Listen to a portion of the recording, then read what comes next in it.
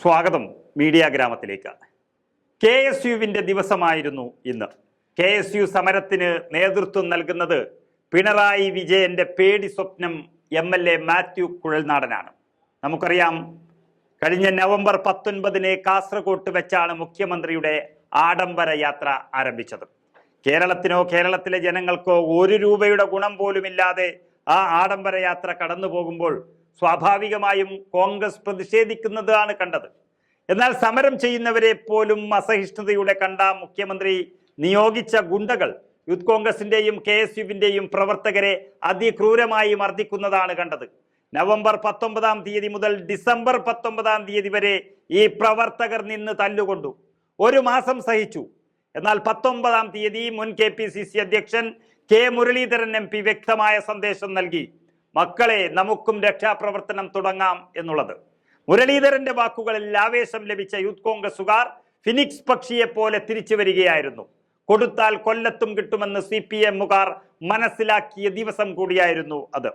അതിനുശേഷം ഇന്നലെ യൂത്ത് കോൺഗ്രസിന്റെ സെക്രട്ടേറിയറ്റ് മാർച്ച് പ്രതിപക്ഷ നേതാവ് VD സതീശൻ മുന്നിൽ നിന്ന് നയിച്ചു. കല്യാശ്ശേരി മുതൽ കൊല്ലം വരെ കോൺഗ്രസുകാരെ ആക്രമിച്ചവരെ അറസ്റ്റ് ചെയ്ത് ഉള്ളിലിടാൻ തയ്യാറായില്ല എങ്കിൽ അടിക്ക് തിരിച്ചടി ഞങ്ങൾ നൽകുമെന്നാണ് VD സതീശൻ പ്രഖ്യാപിച്ചത്.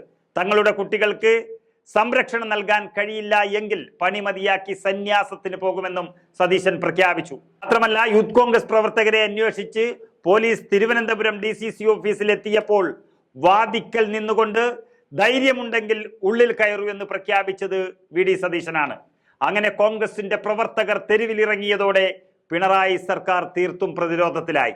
ഈ സന്ദർഭത്തിലാണ് ഇന്ന് KSU വിദ്യാർത്ഥികൾ DGP ഓഫീസുമായി മാർച്ച് നടത്താൻ വലിയ ശക്തിയോടെ എത്തിയത്.